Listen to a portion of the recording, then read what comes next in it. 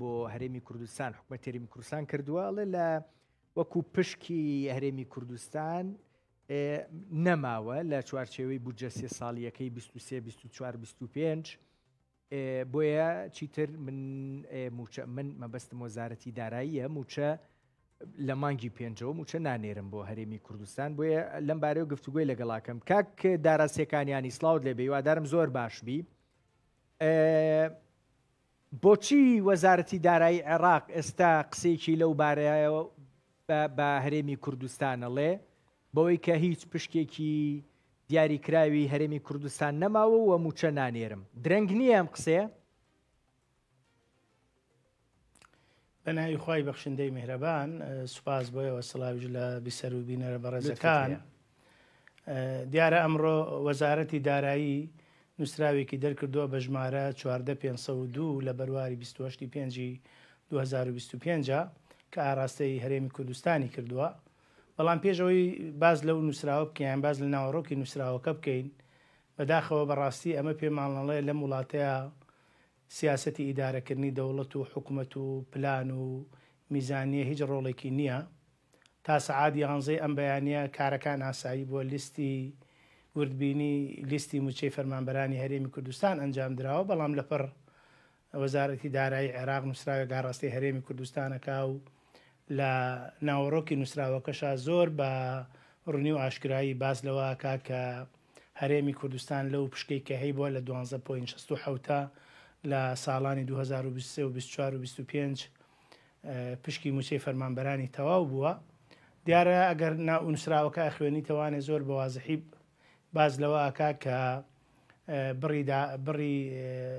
پشکی هەرێمی کوردستان تەواو بووە لەولاوە باز لە داهاتی نانەوتی و نەوتی هەرێمی کوردستانە کاوە لە کۆتایی نووسراوەکەشدا زۆر بەوازحی کە باز لە دادگای فیدراڵیەکە کە ئاڵێ ئێمە بڕیاری ئێوەمان جێبەجێ کردووە و هەرێمی کوردستان هەتا ئەم کاتەش پرۆسەی تەوتینی جێبەجێ نەکرد ئەتوانم بڵێم بەشێکی من لەو بەشە هەرێمی حکوومەتی عێراقی فیدراڵ جۆرە لە جۆرەکان بیان و ئەگرێ بە هەرێمی کوردستان کە ناکرێت دەست بۆ موچەی فەرمانبەرانبەرێ و بەپێی بڕیاری دادگای فیدراڵی هەردوو حکوومەت پابندن بەڵام بەردەوام کە هەرێمی کوردستان کەم تەرخەمە یا داهات ڕادەست ناکە یا لیستەکەی وەکو پێویست نییە یا پرۆسی تەوتینی نەکردووە حکوومەتی عێراقی لە بریەوەی ئیجراعات لەگەڵ لایەنە پەیوەندیدارەکان لەگەڵ حکوومەتی هەرێما بکە یەکسەر پەنا بۆ بڕینی پشکی بووجە و قوتی فەرمانبەرانی هەرێمی کوردستانە بە کە ئەمە پێم وایە ناڕێکی بڕیارەکە لێرەدایەوە بەشێکی تریشی ئەبێ ئێمە ئەو ڕاستیە باس بکەین کە بەداخەوە هەرێمی کوردستان نەیتوانی بە پلانێکی تەندروست بە سیاسەتێکی هاوسەنگ لەگەڵ حکوومەتی عێراقی فیدراڵ مامەڵە بکە لە ماوەی ئەم 2-3 ساڵەیە بەو مانایی کە ئامادە بێ هەم بڕیاری دادگای فیدراڵی جێبەجێ بکە و هەم یاسای بودجە وەکو ئەوەی خۆی ڕادستکردنی داهاتی ناوخۆوە بە دڵنیاییشەوە تۆ لە کاتێکە کێشەکان لە بەغایە بەڵام بەردەوام لەگەڵ بەغایە پەنا بۆ زمانی هەڕەشە و جۆرە لە جۆرەکان تەسعید و فشار ئەبەی بمانەوێیان نمانەوێ لە عێراقیش پەرلەمانتار و ئەنجومەنی وەزیرانیش لەژێر فشارەکان کە ئەڵێن لە هەرێمی کوردستان لە کاتێکا داهات ڕادەست ناکە لە کاتێکا ڕۆژانە نەوتی هەرێمی کوردستان بە قاچاق خەفرۆشرێ و بەردەوام ئەبێ لێرە و کاک داراسیەکانیانی پێم وایە کاک با باسی نەوت بکەین دوو سەرنجەڵێم دوو سەرنج یەکەم عێراق داهاتی نەوتی و نانەوتی لەسەر هەرێمی کوردستان حساب کردووە ئەگەر وا بێ ئەبێ عێراق لەبارەی بودجەوە قسە بکە نەک موچە کە باسی بودجەژەکەی هەرێمی کوردستان ساڵانە 13 تریلیۆنی نییە زیاتر لە 20 تریلیۆنی هەیە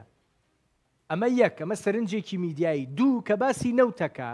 هەر عێراق خۆی لیژنەی نەنارد بۆ باشماخ بۆ ئەوەی بۆ مەسلەی نەوتی قاچاغ و نازانم چی چەند سعاتێک لەوێمانەوە زۆر باشیان زانی تەنکەرەکانی نەوتی قاچاغ لەوێ نەهێڵراون با بڵێن پیاسەیەکی مەرزی باشماخیان کرد و دوای ڕۆیشتنەوە هیچ شتێکیان لەبارەی هەرێمی کوردستان و نەوتە بە قاچاغەکەی نەکرد ئێستا بۆ یەخەی خەڵکی هەرێمی کوردستان ئەم مەسلەیە ئینەکەنەوە دروستەکەنەوانێ گرفتە سەرێکەکە لێرەدایە بالفعل یعنی جۆرە لە جۆرەکان هەستەکەی کە حکوومەتی عێراقی فیدراڵیش بەرامبەر بە هەرێمی کوردستان سیاسەتێکی هەڵە پەیڕەوەکە و وەک بەڕێزدا ئاماشت پێکرد ئەو کاتێک باز لەو 13 تریلیۆنەکە پشکی هەرێمی کوردستان بە داهاتی نەوتی و نانەوتی و موچەوە لەوە زیاترە کە نزیکەی لە 21 تریلیۆن خۆی ئەبینێتەوانێ بەداخەوە وەکو وتم بەردەوام مانگانە کێشە بۆ موچەخۆران و فەرمانبەران دروست دەکرێت کە لە هیچ وڵاتێکی دنیادا ئەم سیاسەتە پەیڕەو ناکرێت بەڵام ئەمەش مانای ئەوە نییە کە حکوومەتی هەرێمی کوردستان بێ هەڵە و پەڵە نییە حکوومەتی هەرێمی کوردستانیش بەڕاستی کەم تەرخەمە و ئامادە نەبوو لەگەڵ حکوومەتی عێراقا ئەو هەموو وەفدە بەردەوام لە بەغا گفتوگە و دانیشتنیان هەبوو نەتواندرا بەسەر ئەم کێشانەدا زاڵ بێ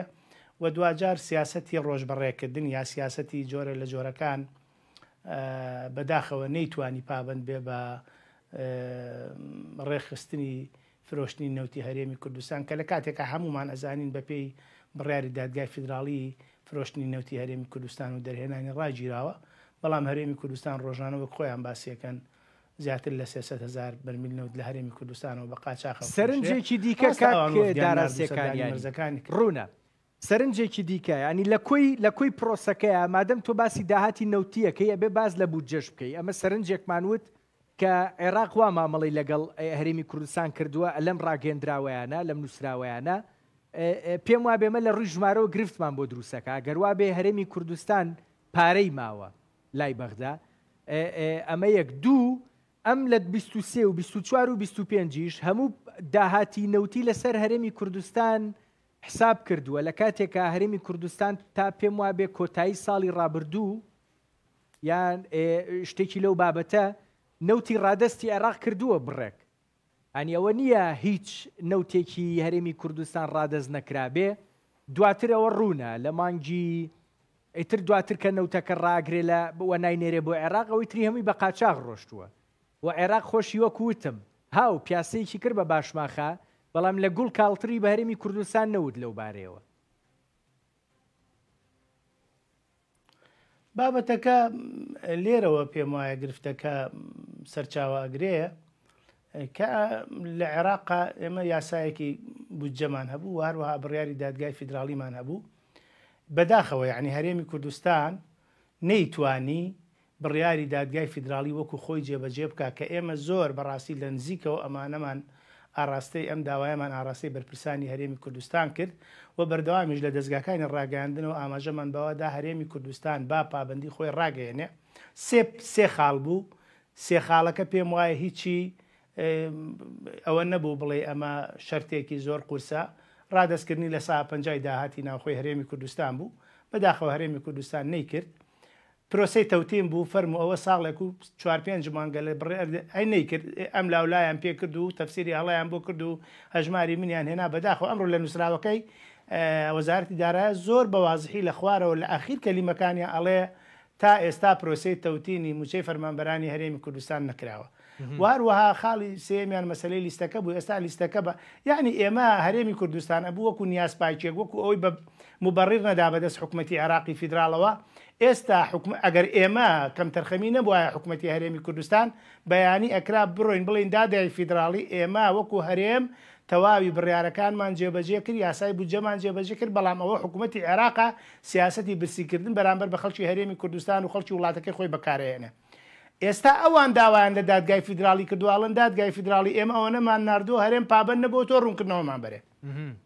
کاک دارا دادگای فیدرالی بۆ نمونە لەبارەی تەڵتینەوە دوو جار ڕوونکردنەوەی یاوە سەرنجی میدیایی من و بە دڵنیاییەوە ئێوە ژۆکو پەرلەمانتار ئەوەندەی لە خزمەتی هەژماری منابوو ئەوەندە لە خزمەتی تەڵتینا نەبوو ئەستا چۆن وەزارەتی دارایی عێراق دووبارە داوای جۆرێک لە هینەکە لە ڕوونکردنەوە یان شتێکی لەو بابەتە لەبارەی تەڵتینەوە سەرەتا بڕیارەکەی دادگای فیدراڵی زۆر وازەح بوو ئەڵێ بێ پێویستە پرۆسەی تەوتین لە بانکە فیدراڵەکان بکرێ باش کاتێک حکوومەتی هەرێمی کوردستان داوا لە دادگای فیدراڵیە کاشرۆڤەی بڕیارەکەی بۆ بکە لەوێ جۆرێک لە جۆرەکان تەفسیرێکی بڕیارەکەی خۆیانەکە ئەڵێ ئەبێ یا لە بانکە فیدراڵەکان بێیان ئەو بانکانەی لەگەڵ بانکی ناوەندی عێراقا چۆن ئەڵێ ڕێکەوتنیان هەیە یا پابندن بە عێراقەوە ئەمەش یعنی هەژماری من گرفتێکی تریش هەیە بۆ نمونە لە ناو سیستەمی هەژماری منە فەرمانبەر فەرمانبەر ئازاد نەکراوە لەوەی کە خۆی بانکێکی دیاریکراو هەڵەبژێرە بەداخەوە لە سەرەتا هەمومان ئەزانین تۆ نابێت زۆری لە هیچ فەرمانبەرێک پێی بۆی ئیلا ئەبێ لە فلان بانک بڕۆی هەژماری بانکی بکەیتەوانێ لا هەموو دنیاە فەرمانبەر ئازادە. ئەسا کاک دارەسیەکانیانی ئەمڕۆ حکوومەت هەرێمی کوردستان کۆبوونەوەیکە بۆ ئەنجومەنی وەزیران لە کۆتاییە سەرباریەوەی هیچ ینی سوپاسی ئەمریکاکە و مەسەلەی ڕێکەوتنی بڵێن گرێبەستە نەوتیەکان و ئەوانە و دواتری ژەڵێمە بەردەوامە بین لە گفتوگۆکان لەگەڵ حکوومەتی فیدرالیە دوای 1-2 سەعات ئەمەی وەزارەتی دارایی عێراقی هات بەسەرە چاوەڕێی گفتوگۆ بکەین بەڕاستی ینی تر خەریک ئاگەینە بنبەست. بەداخەوە یعنی جۆرە لە جۆرەکان یعنی هەرێمی کوردستان ئێمە دائیمەن تۆ کە 33 ساڵ ئەزمموی حکومڕانیت هەبێ نەو کابینی حکوومەتت هەبێ 5-6 خولی پەرلەمانیت هەبێ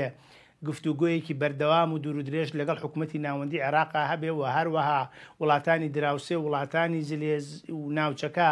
لە هەندێک مووقیفا بینیمانە کە چۆن کاتێک پەیوەندیەکانی هەرێمی کوردستان و بەغا بەرەو جۆرێک لە هەڵکشان ڕۆشتوە ئەوان هەمیشە پشتیوانیان لە عێراق کردووە چونکە هەمیشە وتوانە ئێمە لەگەڵ پشتیوانی لە عێراقێکی فیدراڵەکەین و لە چوارچێوەی حکوومەتی فیدراالیە و مامەڵە لەگەڵ حکوومەتی هەرێمی کوردستانەکەین بەداخەوە حکوومەتی هەرێمی کوردستان و لایەنە دەسەڵاتدارەکان لە هەرێمی کوردستانە ئەگەر بە تعبیرێکی تر بڵێم دەرسیان لەم ئەزمموی چەند ساڵی ڕابردوو وەرنەگرت هەر چەند ڕۆژە لەمە و پێش بوو یعنی وەزیری نەوت بە وەکالەت لە واشنتۆنەوە ڕاگەێنێڵە ئێمە نە بەغامان ئاگادار کردووە و چۆنەڵێ ڕاوێژیشمان پێکردون و نە ئاگادار ڕێکەوتنەکان یعنی ئەمە جۆرێک نازانم جۆرێک لەو لاوە کەسی دیار لە وڵاتەیە هەڕەشەکە لە حکوومەتی عێراقی فیدراڵ و کە ئەمانە من پێم وایە ئەم زمانە خزمەت بە کۆی پرۆسەی دەوڵەتداری لە هەرێمی کوردستان و ئارامی ئابووری لە هەرێمی کوردستان و عێراقا ناکەواتە کاک دارەسیەکانیانی ئەمەی تۆ باست کرد ئەی سەلمێنێ هەم عێراق مامەڵەیەکی سیاسی لەگەڵ پرسە داراییەکانی هەرێمی کوردستانەکە گەڵم هەرێمی کوردستان بەڕاستی خەڵک ئەجینا خۆ ئەوانەی دیکە بڕوان ناکەم زیانێکیان کردبێ هەم هەرێمی کوردستانیش بەردەوام هەم گوتارەکانی هەم مامەڵەکەیشی مامەڵێکی سیاسیانە بووە و دەرەنجامەکەشی ئەوەیە کە ئێستای بینین جاتخوا من یەک کۆمنت هاتووە بۆ پەیجەکە لەوە چێک کۆمەکی ئەم قسەیەم بکە هەردووکیان مامەڵەیەکی سیاسی لەگەڵم پرسەیەکەن بەڵام ئەڵێ هیچ شەراکەتێک هەیە لە نێوان بەرپرسانی عێراق و ینی بمبورەم قسەیەکەم چەتەکانی نەوت من بۆی ئەم کۆمنتەم خوێنەوە لەبارەی نەوتەوە کەمترین قساکرێت لە بینی بەرپرسانی هەرێمی کوردستان و عێراق و کەسیشیان گلەیەکی دیاریکراویان لە یەکترین بەداخەوە یعنی هاوڵاتی هەرێمی کوردستان و عێراق دایمەن ئەو گومانەی لازاڵە بێکەوەکو بەڕێزدا ئاماژت پێکرد لە کاتێکە چەند جار ئەمە بە سەرۆکی ئەنجومەنی وەزیرانی عێراق وتراوە بەلایەنە پەیوەندی دارەکان وتراوە کە ئێوە حکوومەتی هەرێم مقصرە یا وەزارەتی دارایی لە حکوومەتی عێراقی فیدراڵا مقصرە یان سنوورەکان ناتوانن جۆرە لە جۆرەکان کۆنتترۆلی بکەن بۆ ئەبێ فەرمانبەر و موچەخۆر و خانەنشینی هەرێمی کوردستان بکرێتە قوربانی و لە نێناوان بەرداشی هەردوو حکوومەتە ئەم تیای بچێ بەداخەوە ئەمە جۆرێک ئەو بابەتەمان لا بەهێزەکە کە هەم حکوومەتی عێراق و هەم حکوومەتی هەرێمی کوردستان بالفعل مامەڵەیەکی سیاسی لەگەڵم پرۆسەکەن و ئەمەی پێڵێن مافی هاوڵاتی و جێبەجێکردنی پلانی حکوومەت و ئەجێندای حکومڕانی ئەکەوێتە ژێر پرسیارێکی جدیەوە یعنی ناکرێ و نابێت تۆ لەگەڵ حکوومەتی هەرێما کێشەت هەیە بەڵام دەست بۆ قوت و بژێوی فەرمانبەر و موچە خۆر و خانەنشینی هەرێمی کوردستان بەریکارێکی دیکە 12 ساڵە لە هەرێمی کوردستان قەیرانە بەردەوامە کاتم کەمە یەکەم ئەم پرسە تا چەند پەیوەندی باڵمەتی هەڵبژاردنیشەوە هەیە ئەمە یەک دوو ئەمە با بڵێن نووسراوی وەزارەتی دارایی عێراقی فیدرالە ئەبێ بە بڕیاری ئەنجومەنی وەزیرانی فیدرالی یان پێدەچێت لە حکوومەتی عێراقیەوە بڕیارێکی دیاریکراو بدرێ بۆ ناردنی موچە هەتا چارەسەرکردنی کێشەکان گرفتەکە لێرەدایە منەڵم تا کاتژمێر 11 ئەمڕۆ کێشەیەک نەبووە بڕیار بۆ لیستی موچە تەواو ببێ و وردبینەکەی و موچە بێ بۆ فەرمانبەرانی هەرێمی کوردستان لە کاتژمێر 11 وەزارەتی دارایی نووسراوێک دەرەکات تاکید لەسەر سێ بابەتەکاتەوە داهاتی نەوتی و نانەوتی بڕی بودجەی تەرخانکراو بۆ موچەی فەرمانبەرانی هەرێمی کوردستان باسی تەوتین کە ئەمە بەداخەوە بەمە بڕیاری وەزارەتێکی دیاریکرا و بڕیاری ئەنجومەنی وەزیران نیوە دوجار پرۆسەکە ئاچێتەوە سەر مێزی ئەنجومەنی وەزیران و بەڕێ سوودانی و گفتوگۆ ئەوانە کە هیوادارین گفتوگۆکان دوجار لە بەرژەوەندی خەڵکی کوردستان تەواو بێ بەڵام ئەوەی گرنگە کە حکوومەتی هەرێمی کوردستان ئەم بەشەی لێی تێناگەی بۆ حکوومەتی هەرێمی کوردستان لەبری ئەوەی باشترین بژاردەوە باشترین چارەسەر ڕێکەوتنە لەگەڵ حکوومەتی عێراقی فیدراڵە و کۆتایی بەم گرفتە بێنەکە لە ڕووی یاسایی و بڕیاری دادگا و کۆتایی بێتەوە بەڵام ئەمیش دێ وەک چۆن حکوومەتی عێراق بەهانە ئەگرێ و ئەزێتی هاوڵاتیانی هەرێمی کوردستان کە داودەست بە قوتیانە بە حکوومەتی هەرێمی کوردستان و دەسەڵاتدارانش لە هەرێمی کوردستان دائیمەن خیتابیان خیتابێکی چۆنەڵێی هەڕەشە ئامێزی تەسعیدیە حیساب نەکردنە هەموو دنیاڵە من لە چوارچەوەی عێراقی فیدراڵە مامەڵە لەگەڵاکەم بەڵام هەرێمی کوردستان مامەڵەیەکە پێچەوانی دەستوری عێراقە جابا من کۆمەکەکەم ڕاستیەکەی هەرێمی کوردستان مامەڵەیەکە کە ئەوێ وەکو دەوڵەت مامەڵە بکە بەڵام عێراقیش ناوێ هەرێمی کوردستان تەنانەت وەک هەرێمێکی فیدرالیش مامەڵە بکە من ئەڵێ مەگەر هەرێمی کوردستان ئەوەنە داهاتی هەیە احتیاجی بە بەغانیە مانگانە وەفد بنێرێ و داوای پارە بکە با خیتابی بەهێز بە با بڕیار بدا بڵێەوە من خۆم ئامادەم شایستە دارایەکانی موچەخۆران دابینەکەم بەڵام کە تۆ پێت دابین ناکرێ و لەمە شتێ ناگەی بۆ لەگەڵ بەغاشە تێکی ئەدەی یعنی ئەمە پرسیارە جەوهەری و جدیەکەیە. سوپاس دەکەم کاک داراسیەکانیانی پەرلەمانتار لە عێراق گەلک سوپاس دەستت خۆش بێت. زۆر سوپاس بۆ ئێوەش بەدووە.